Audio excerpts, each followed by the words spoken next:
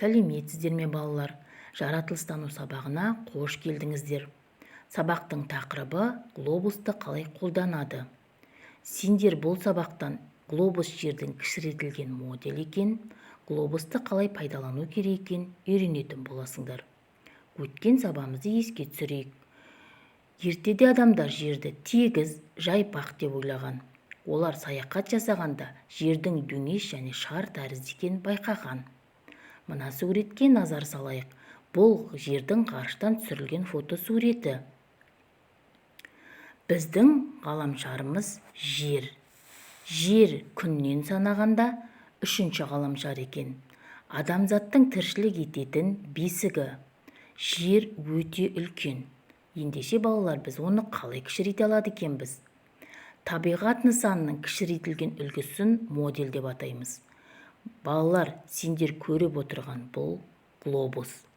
Глобус жердің кішірейтілген моделі. Ендеше балалар, глобуспен танысайық. Глобус. Глобус деген сөз латын тілінен аударғанда шар деген мағынаны білдіреді. Глобус жердің немесе басқа планетаның кішірейтіліп жасалған үлгісі. Глобус құрлықтар мен мұхиттардың орналасуын жалпылама көріп білуге ыңғайлы.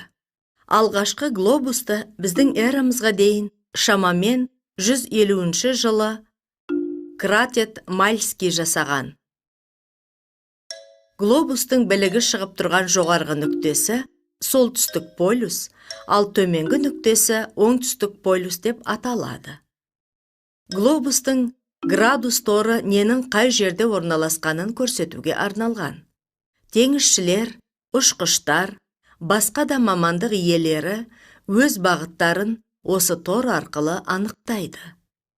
Глобус бетінде жоғарыдан төмен қарай, яғни солтүстік полюстен оңтүстік полюске тартылған сызықтар меридиан деп аталады. Барлық меридианның ұзындықтары тең болады. Меридиандарды кесіп өтіп жатқан сызықтар параллель деп аталады. Яғни ешқашан қиылыспайтын, қатар жатқан сызықтар. Глобуста полюстерден бірдей қашықтықта орналасып, жер шарының тура ортан белінен тартылған ең ұзын параллель экватор деп аталады. Глобустың жоғарғы жағын солтүстік жарты шар, ал төменгі жағын оңтүстік жарты шар деп атайды. Меридиандар ретін нөлдік меридианнан бастау саны келісілген. Нөлдік меридиан сызығы глобусты екіге, батыс және шығыс жарты шарларына бөліп тұрады. Балалар, мына суретте Фернан Магеллан ең алғаш жерді айналып шығып, жердің шар тәріздес екенін дәлелдеген алғашқы адамдардың бірі екен. Есімізде сақтайық, глобуста көк түспен су, сары және жасыл түспен құрлық көрсетілген екен. Балалар, енді дәптермен жұмыс жасайық. Дәптеріміздің 41-42 беттеріндегі тапсырмаларды өз беттерімізше орындаймыз. Сіздерге тапсырма. Ермексаздан заттардың моделін қалай жасауға болады екен келесі сабақта біліп келетін боламыз. Бүгінгі сабақ сіздерге түсінікті болды деп ойлаймын.